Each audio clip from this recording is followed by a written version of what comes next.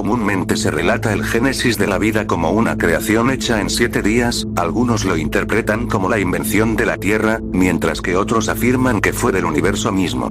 6 días de labores, en los que el centro de su atención fue el orbe que más tarde llamó Tierra.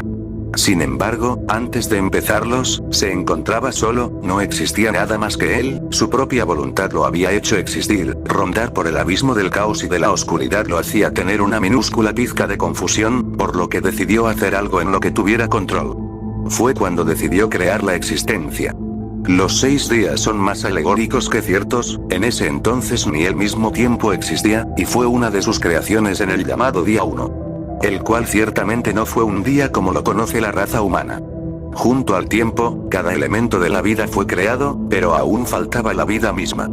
Tras formar los cielos, decidió que habría 9 en total, siendo el más alto llamado Empíreo, donde podría observar cada cosa que hubiese creado.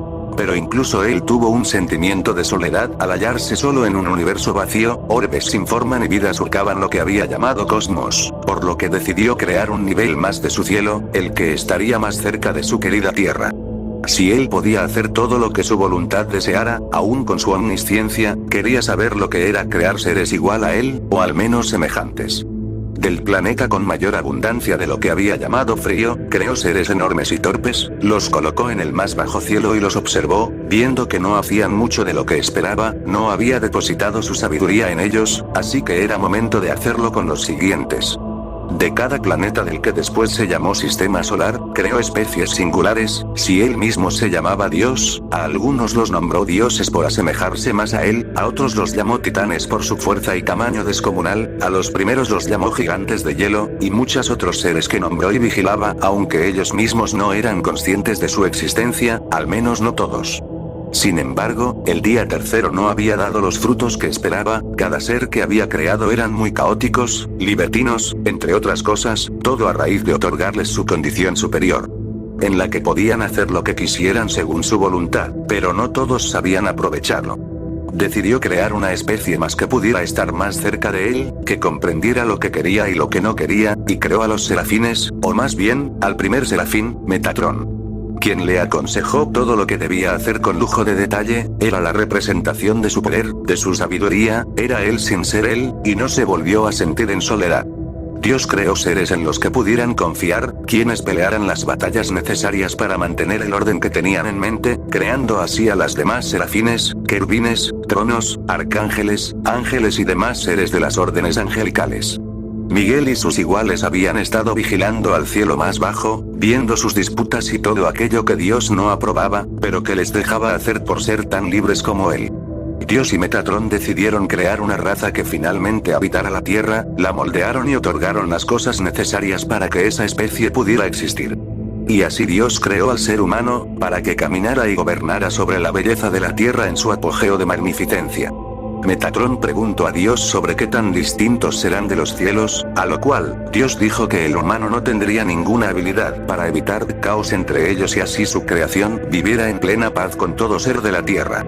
Y Metatrón sabía que aquella decisión era darles ignorancia, pero una ignorancia que les ayudaría a ser mejores para encontrar la armonía absoluta, pero aún así Metatrón tenía dudas sobre cómo el humano se defendería del mal que Dios creó por error, y Dios le respondió que solo su voluntad sería suficiente para defenderse y esa sería su mayor cualidad que les daría a cada ser humano en su alma. Tras finalizar el quinto día, el hombre había sido creado llamado Adán, a imagen y semejanza de Dios, la mujer fue creada como Eva, y ambos vivían felices en el Edén. Desde el inicio del llamado sexto día, encomendó a las órdenes angelicales a vigilarlos, pero uno de los arcángeles se sintió ofendido por todo lo que había ocurrido desde su creación. Solo era encomendado a vigilar a los del cielo más bajo y en ese momento a los que habitaban la tierra. ¿Por qué debía tener menos libertad que ellos? Si él mismo era tratado como la representación de la belleza infinita de Dios, pero él se veía como alguien que la superaba, más que el creador de todo, y si alguien superaba a Dios en algo, Dios ya no merecía ser quien era en su presencia. Compartió sus ideas con cuantos pudo de sus hermanos, no todos concordaron con él, pero con quienes lo acompañaban sería suficiente para destruirlo y ser el nuevo creador. para destruir a aquellos que les había dado tanta libertad como para hacer lo que les placiera, y decidió ir a las puertas del Empíreo. Lucifer, el ángel perfecto, y otros ángeles más, golpearon el portón del reino más alto del universo. Lucifer, en su soberbia, asimilaba que solo un dios debe existir y ese dios sería su ser. Tanta perfección y belleza era más que adecuado para tomar el trono de Dios. Lucifer era su propio dios, hasta que en ese momento, el gran portón se abrió crepitante, y Metatron estaba a la vista de todos, y Lucifer había sido golpeado por la puerta y arrojado lejos. En ese instante, su ser se había dividido. Rebelarse contra quien lo había creado con tanto amor, corromper a las órdenes angelicales y muchos crímenes más, fueron castigados por voluntad de Metatron, la voluntad de Dios y del todo. Con eso, la guerra de la rebelión empezó tras una simple idea. Metatron llamó a Gabriel e hizo entonar las trompetas de batalla. Los ángeles caídos no verían a su dios, ni le harían nada. La guerra sin cuartel se desató. En lo que se demoró en recuperarse Lucifer, su otra parte había bajado al lugar donde le correspondería vivir tras levantarse contra Dios. A su vez, un ángel caído y Mefistófeles fueron los primeros en caer siguiendo a ese fragmento del ser del arcángel más bello. Miguel se había sentido traicionado por su propio hermano, y hasta que Gabriel lo buscó, no se involucró en la batalla. Lucifer de la soberbia lideró a sus otros hermanos, teniendo éxito en sus ataques y reduciendo el número de las órdenes angelicales. Solo los querubines y serafines podían contra ellos, pero aún así la balanza estaba inclinada hacia los que más tarde se llamarían infernales. Metatron tenía la duda sobre si Dios esperaba que ocurriera ese acontecimiento, inclusive si compartían esencia. El primer arcángel supremo no lo sentía. Y a lo cual, Dios, con su dolor sobre su eterna alma, le dijo a Metatron que un padre debe tomar decisiones difíciles y amargas. Metatron le dijo a Dios si el final del cielo había iniciado. Pero Dios le dijo que ocurrirá lo que tenga que ocurrir. Sin embargo, el arcángel primordial dijo a Dios que sin importar todo, él iría a luchar por los cielos que creó para la vida, y así las puertas del Empíreo se abrieron, revelando a Metatron preparado para acabar con la rebelión. Ordenó a los querubines y serafines ayudar a los demás, y dejar que él se encargara de los 7 arcángeles rebeldes. Sin embargo, pudo ser la peor decisión que pudo tomar, ya que en el punto álgido de la batalla, aun cuando iba ganando y estaba por acabar con la existencia de Lucifer, Astaroth, el ángel pútrido que había fungido como traidor de los benevolentes, había saltado al combate absorbiendo su ataque, y la que había sido una lucha 1-7, se volvió una de 1-1. Un esplendoroso y colosal ataque de Metatron, que encegueció a todos fuera del Empíreo, se disipó revelando a Astaroth con el cuerpo de Metatron deshaciéndose. Lo que debió ser una celebración, se convirtió en lo opuesto, ya que el Empíreo se sacudió junto a todos los cielos. Los 7 arcángeles caídos sabían lo que podía ser, y 5 de ellos no se quedarían ahí a esperar a confirmarlo. Muchos demonios deseaban llegar ante Dios y matarlo, entre ellos Asmodeo, pero algunos de sus seguidores temían ante lo que podría ser el enojo del todo creador, por lo cual, Lucifer fue sin dudar hacia donde estaba más cerca su creador junto a más de los ángeles corrompidos, listos para el ataque final. Lucifer ya deseaba sentarse en ese gran trono y liderar toda existencia. Y así Lucifer y Asmodeo se fueron, y todas las órdenes angelicales caídas también lo hicieron junto a ellos.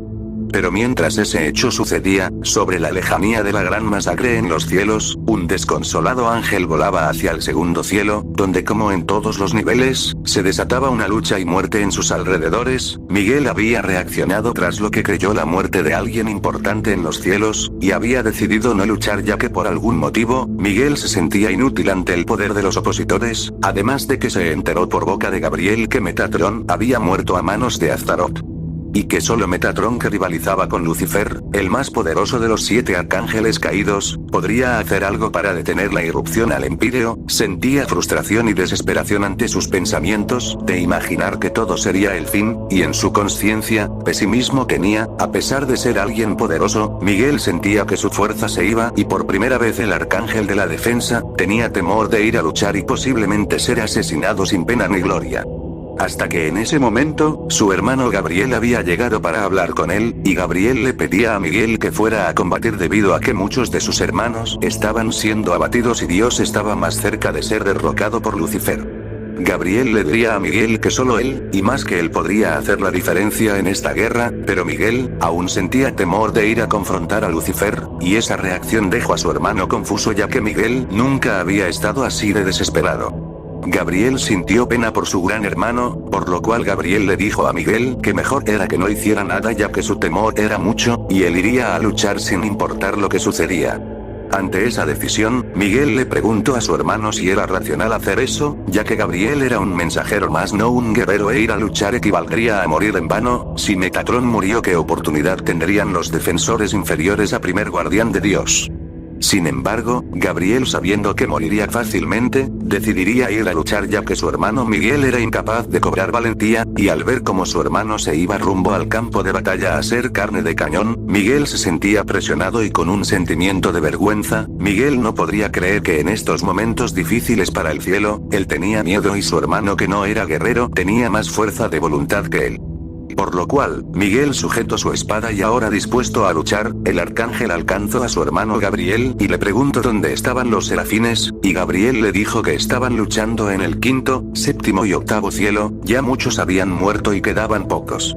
Al saber la situación del cielo, Miguel le pidió a Gabriel que le dijera a Dios que dejara desatar el poder de los serafines para pudieran hacer tiempo en lo que él llegara al último cielo para apoyar en la guerra. Gabriel se sorprendió de que su hermano recobrara la valentía y decidiera ir a luchar. Miguel, con total sinceridad, le dijo que si Gabriel estaría dispuesto a luchar sabiendo que su fuerza era inferior a Lucifer y sus seguidores, Miguel como hermano protector debería acompañar a sus hermanos hasta el final, y con ellos si eso significa que debería morir, lo haría sin importar qué pasara, y ahora ha comprendido que nunca debería sentir temor de aquellos que hacen el mal y tendría que defender lo justo por aquellos que lo merecen. Y así, el arcángel Gabriel captó la orden de Miguel y voló rumbo a su destino para informarle al Todopoderoso que Miguel iría en camino. Afuera del Empíreo, Lucifer y Astaroth golpeaban las puertas para tirarlas, pero era imposible. Tomaron distancia al sentir que todo vibraba. Dios había anunciado que su primera creación, Metatron, había sido asesinado y que el asesino quería entrar a donde su trono yacía, por ende Dios había ordenado a sus serafines desatar su fuerza oculta. Cada serafín en los cielos debajo del último recibieron la orden y volaron hasta las puertas del Empíreo. La primera en llegar había sido el serafín Elemia, quien no estaba como normalmente estaría. El estado de desatar a los serafines, quienes serían los encargados de ser la última línea de defensa, los elevaba a un nivel casi sin paralelo, capaz de igualar lo infinito entre sus capacidades de lucha. Y Elemia fue el primer serafín desatado, y con un tono imponente amenazó a los ángeles caídos que sus existencias estarían en su final, pues no los dejaría escapar hasta vengar a Metatron. Con deseos de cometer las peores atrocidades hechas por algún ser angelical, Elemia se lanzó contra ambos ángeles traidores, con un rayo fulminante dirigido a Astaroth, quien abrió su boca y lo absorbió. Con burla, Astaroth dijo al serafín que deseaba comer sin cesar, y luego lo iría a matar como a muchos otros ángeles que lo intentaron en vano. Los demás serafines llegaron, todos atacando enfocadas a Astaroth, quien no dejaba de absorber sus ataques. Querían vengar al considerado hermano mayor de todos ellos, pero no podían hacer nada. Al menos habían ganado el tiempo suficiente para que Miguel llegara al noveno cielo para marcar un punto distante en la gran guerra. Y con una presencia que desbordaba hermosura, el arcángel Miguel descendía al campo de batalla, mientras Elemia, Maasia, Lejael, Achaya, yo me encargo de todo, pueden tranquilizarse y descansar, porque mi espada no puede ser absorbida por ese demonio. Después, Miguel miró a quienes provocaron la destrucción del cielo bello, y apuntó su espada a ellos y con una gran valentía y paz, diría lo siguiente a aquellos que causan males. Dios creó la vida, la existencia, y el infinito. Ustedes osan ser como Él, provocando toda la agonía a nuestros propios hermanos. Incluso mataron a nuestro hermano mayor. Me duele lo que están haciendo, pero no puedo permitir que ustedes sigan haciendo daño. Y por el honor a la verdad y justicia, los venceré gracias a la bendición de mi Señor. Primer designio de la justicia, armadura del Señor, ven a mí.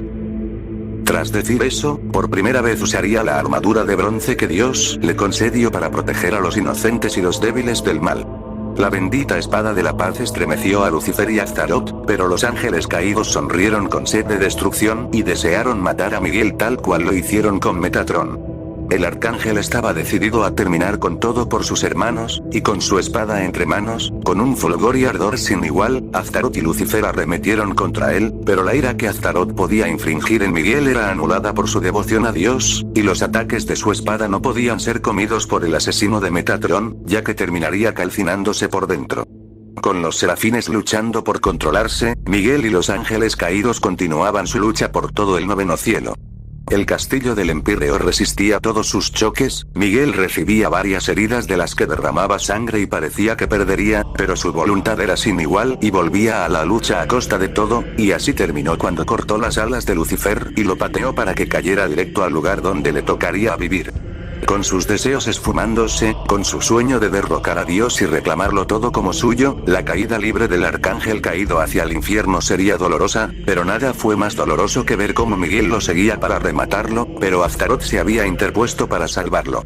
La hoja de la espada llameante de Miguel se incrustó en el pecho de Astaroth, y el ángel rebelde comenzó a desintegrarse. Con Astaroth muerto, y Lucifer cayendo al infierno siendo expulsado del cielo, la guerra de la rebelión había acabado, lo que no fue contado en el sexto día. Destrozados todos por lo ocurrido, dedicaron todos sus esfuerzos para reconstruir los cielos en lo que quedaba del día, mientras que Dios hizo florecer un árbol singular en el Edén. Y tras todo lo ocurrido, las pérdidas y los sacrificios, así como la conclusión de su labor, Dios decidió descansar al llamado séptimo día, día en el que Miguel fue nombrado como guardián del cielo, y el guerrero perfecto de Dios.